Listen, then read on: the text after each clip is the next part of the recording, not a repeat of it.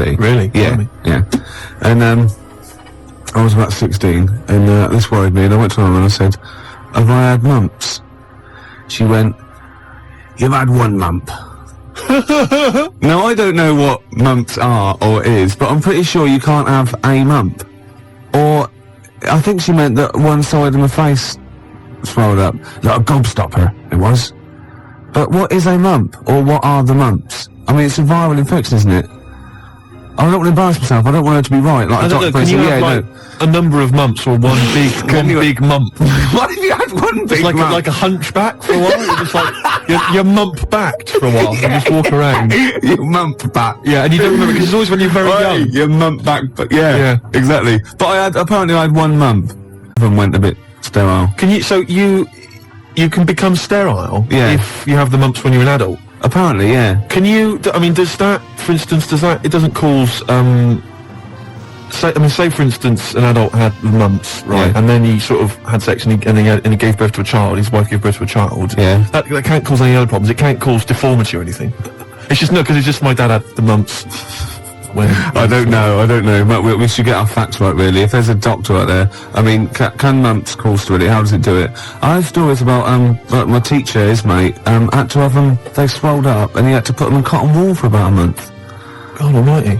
Because it can, mumps aren't fun. No, I'm not saying it. I mean, all I can say, maybe you've had mumps and now you're sterile. That could be mumps aren't fun. Yeah. That's like go to work on an egg. Isn't it? Yeah.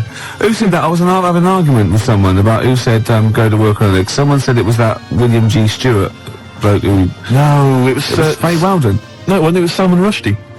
It was. No, it wasn't. No, hang on. No, maybe it wasn't. It was Faye Weldon. It wasn't Faye Weldon. Right. It was either... Right, let me tell you what it was. It was either that bloke that wrote A Year in Provence, or whatever it was called. Right. 0171 580 2000. Who came up with the slogan, go to work on an egg? It was either the Year in Provence fella. Who's that? I mean, what his name was, I don't know. 0171 580 2000. Who was the Year in Provence You know that fella who wrote that book, Year in Provence? Everyone read it, everyone thought it was great. No, his name's Peter something or other. Right, okay. And I think he definitely wrote that. Salman Rushdie came up with something. I think it was the year... See, again, I'm thinking that maybe it was the egg thing. But I would say as well that fella that wrote Year in Provence, he also came up with the, the Fat Willy cartoon series. What a hilarious series of books they are. Not Fat Willy, is it? It was called Fat Willy, wasn't it? What's the one, Where's Willy? That's Where's Wally.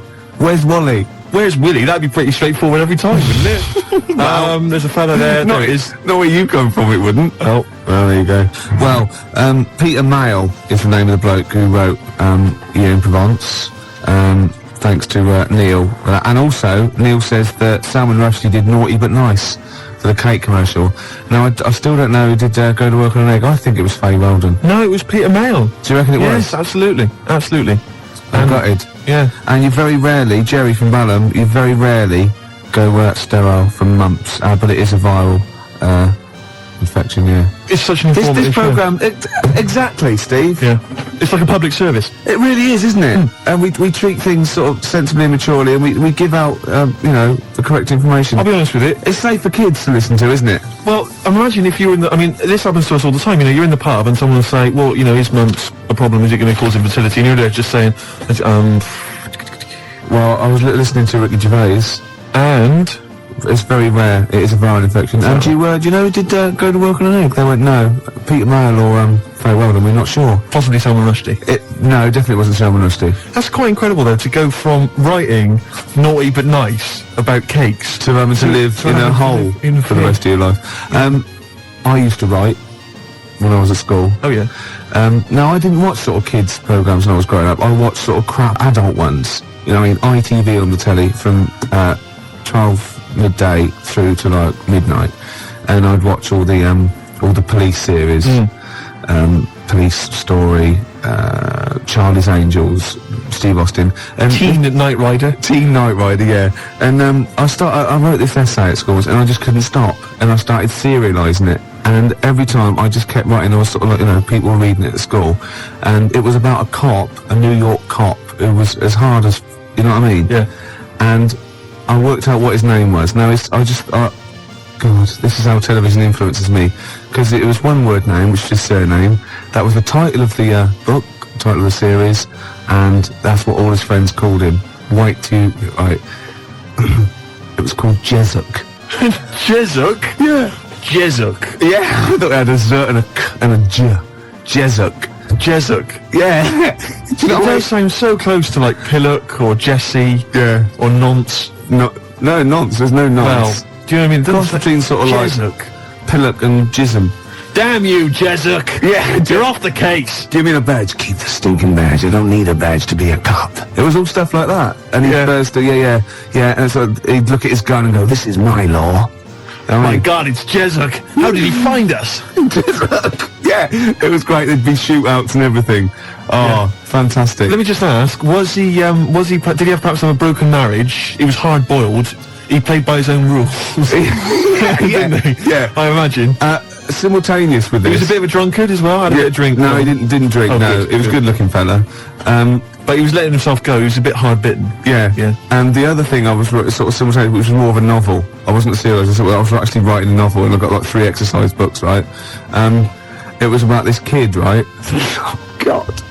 Right? He saw his parents just brutally murdered for no reason by a gang of outlaws, yeah? And he buried his father, and he knelt down on the grave, and he said, looked up, and he goes, as God is my witness, I will avenge thee. And then he sort of went to the store, and he got loads of bullets, and he practiced, and he was the fastest guy. He was only about 16. Yeah. His name was Jody Barnes. Jody Barnes was alright, yeah. Yeah, good, isn't it? That's nice. Yeah.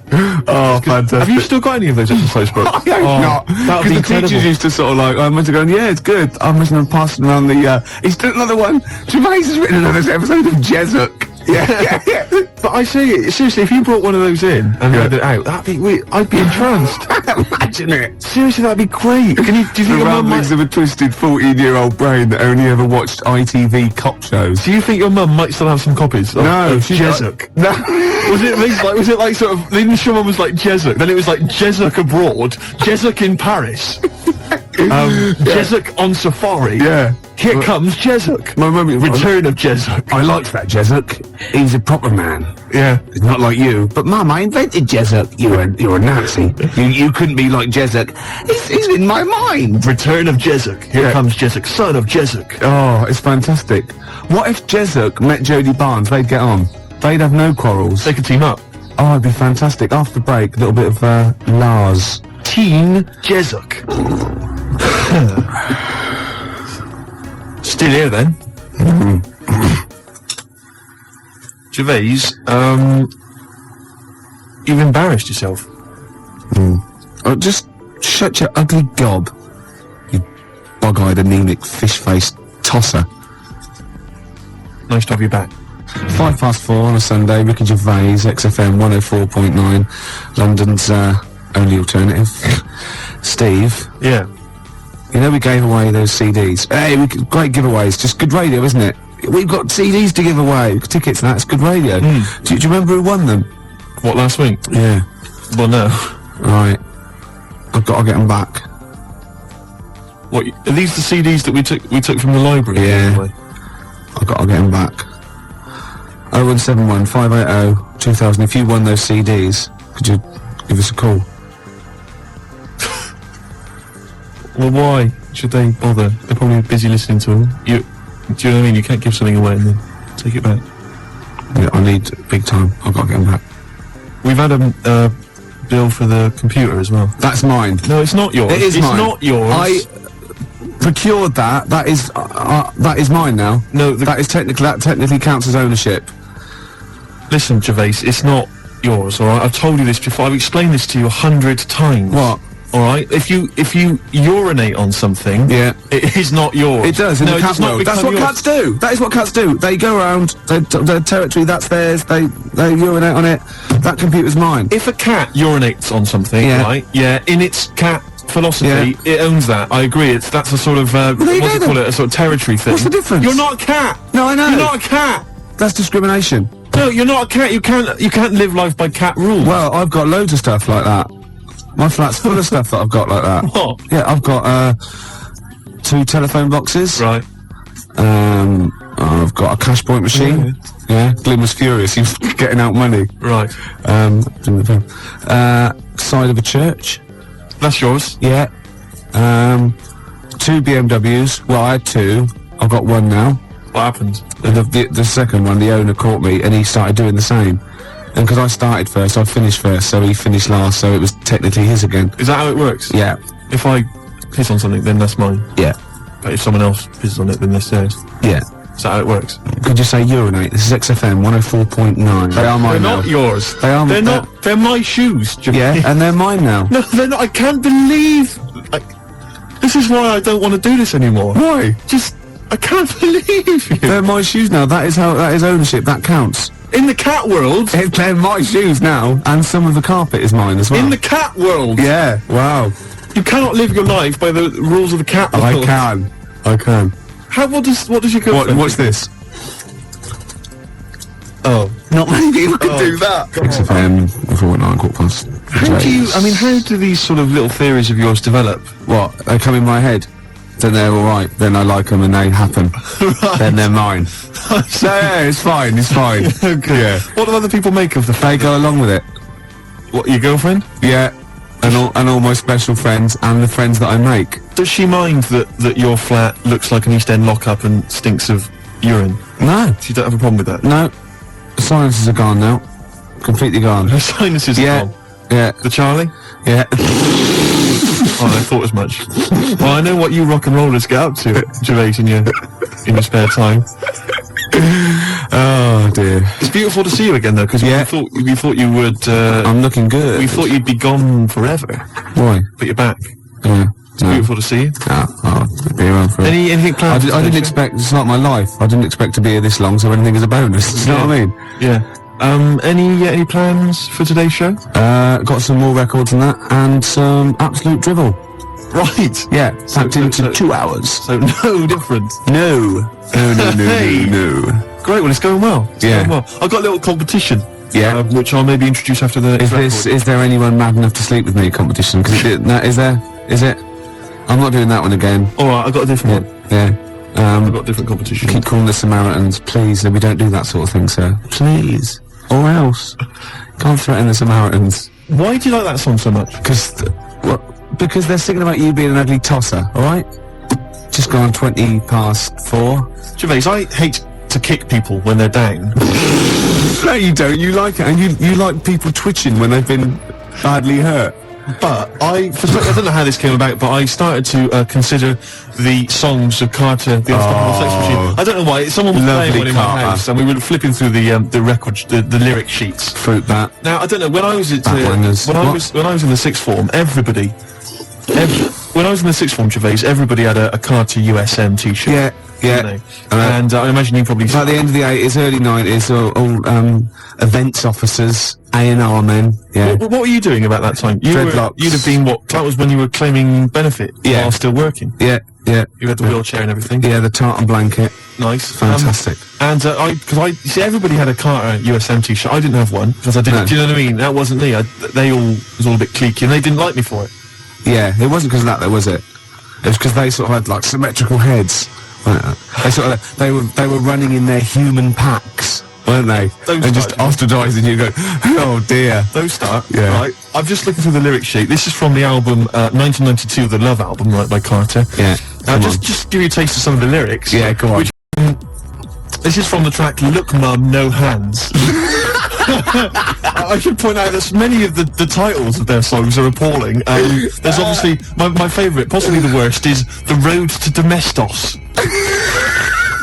That is the worst name for song I've ever heard. I mean, what's that supposed to mean? Anyway, that's check this lyric out. This is one of the lyrics. Go on, I'm ready. Go on. He flies through the air with the greatest of ease, that daring young man in the blue dungarees. What the hell does that mean? Is that supposed to be profound?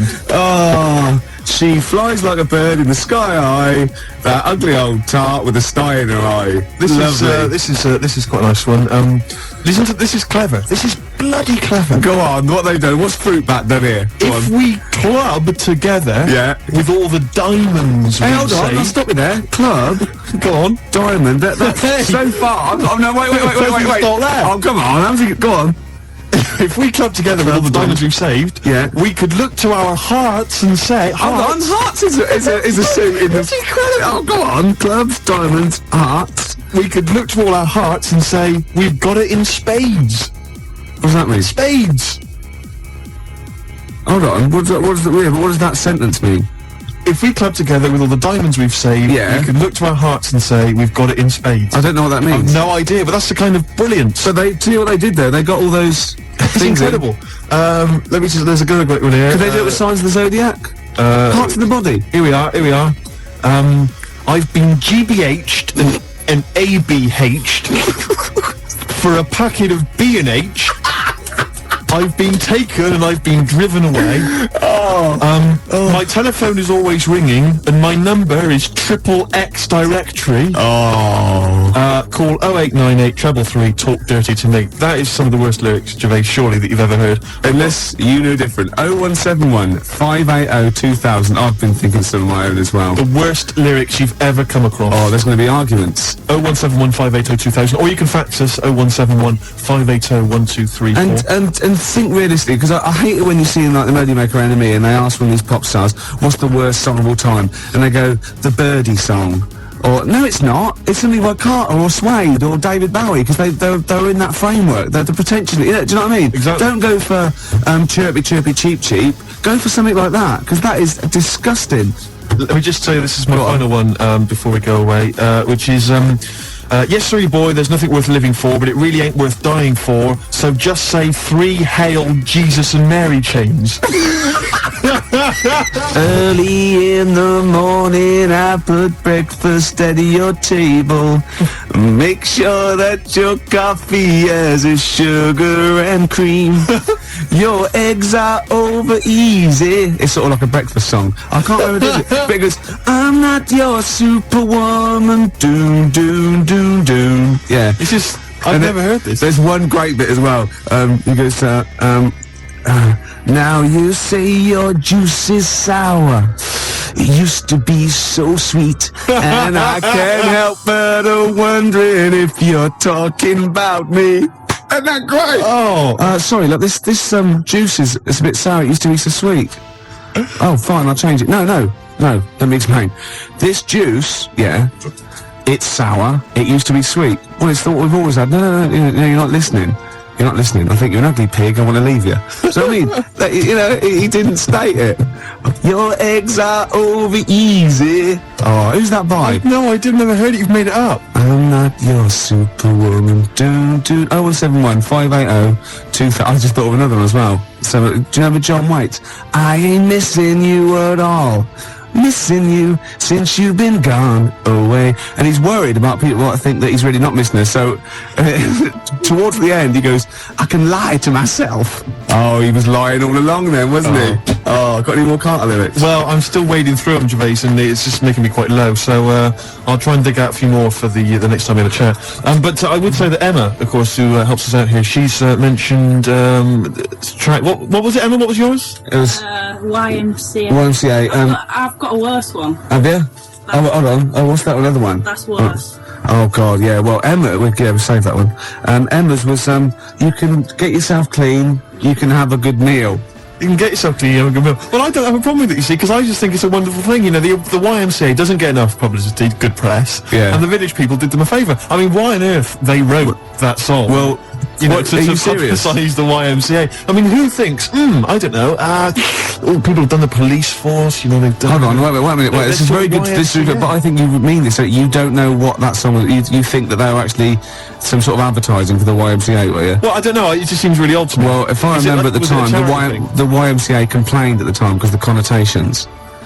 What kind of? It's just a PR thing for the YMCA, I imagine. It's like that one that in the Navy. Yeah. Do you know what I mean? The sort of PR thing for the Navy. It's just bizarre. When they were dressed up as sailors and stuff. Yeah. Well, whatever. Whereas usually they sort of like construction worker with a nice moustache, aren't they? Yeah. Traffic cop. Yeah. Jobbers. And what? I don't. It's just. I'm worried about the Red Indian chief. Am I supposed to be? I know when that's been am I supposed to be reading between the lines or something? I don't understand. I mean, I don't really understand. I mean this seriously. Okay, I don't right. understand what you're talking about. Okay, this is fine. Well, obviously, there were gay connotations. It's like a gay icon record, isn't it? YMCA in the Navy. That was the point of it. What did you need? One of them dressed as Judy Garland. What? I don't understand. What was your problem with that? What? But there's no.